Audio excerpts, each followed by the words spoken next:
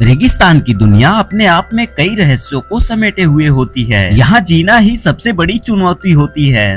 इस कहानी के शुरुआत में हमें एक पेड़ पे बैठे ईगल के द्वारा कुछ खाते हुए दिखाया जाता है। यह पेड़ रेगिस्तान के सन्नाटों में खड़ा हुआ एक सिपाही की तरह है, जो रेगिस्तान के छत्र छाया में अपने आकार और रूप दोनों को बदल लिया है। इस रेगिस्तान के थोड़ी दूर पर एक गांव है और इस गांव का स्वरूप ऐसा है कि मानो यहाँ हरियाली से दूर दूर का नाता हो। गांव के एक टीले के नीचे दो वृद्ध आदमी खड़े हुए दिखाई देते हैं। वे आपस में कुछ बातें कर रहे होते हैं। यह आदमी एकदम हताश होकर हार मान लेता है। शायद इसने कुछ काम अधूरा छोड़ दिया है। वह अपनी जिम्मेदारी को इस आदमी के कंधों पर देना चाहता है। वृद्ध आदमी इस आदमी को एक बॉक्स देता है। इस बॉक्स के ऊपर कुछ आकृतियां बनी हुई होती हैं। वह आदमी जैसे ही इस बॉक्स को खोलने जाता है तभी वह वृद्ध आदमी इसे मना कर देता है। दूर आसमान में 3 सितारों की तरफ इशारा करता है और वह तीनों सितारे इस बॉक्स की आकृति से मैच करते हैं। यह वृद्ध आदमी उस बॉक्स को इन तीनों सितारों के पास खोलने को कहता है। आखिर इस बॉक्स के अंदर ऐसा क्या रहस्य है जो इस वृद्ध आदमी ने यहाँ खोलने से मना किया। बिना कुछ सवाल किए वह आदमी अपने लक्ष्य की तरफ निकल जाता है और यह वृद्ध आदमी एक लंबी सांस लेता है। लक्ष्य जितना आसान दिख रहा है उतना आसान है नहीं। इस विशाल रेगिस्तान की तरह इस बॉक्स के अंदर भी बहुत सारे रहस्य छुपे हुए हैं। उन रहस्यों की तलाश में यह आदमी कदमों से कदम बढ़ाते हुए आगे बढ़ता जा रहा था। दिन डूब जाता है और रात आ जाती है, लेकिन उस आदमी की निगाह उन 3 सितारों की तरफ ही टिकी हुई थी। चाहे कितनी भी बड़ी कठिनाई होती थी, लेकिन वह उसे पार करने में बिल्कुल नहीं घबराता।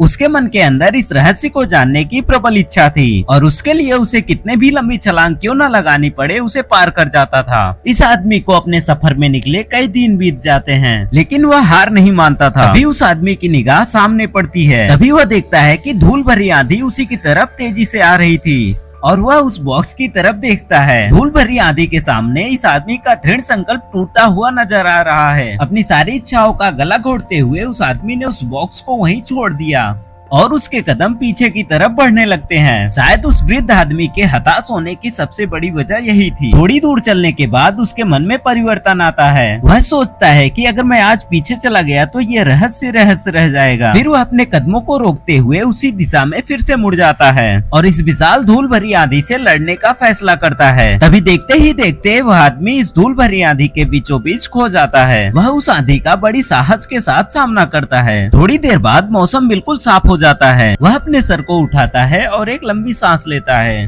अब उसका लक्ष्य बहुत दूर नहीं है।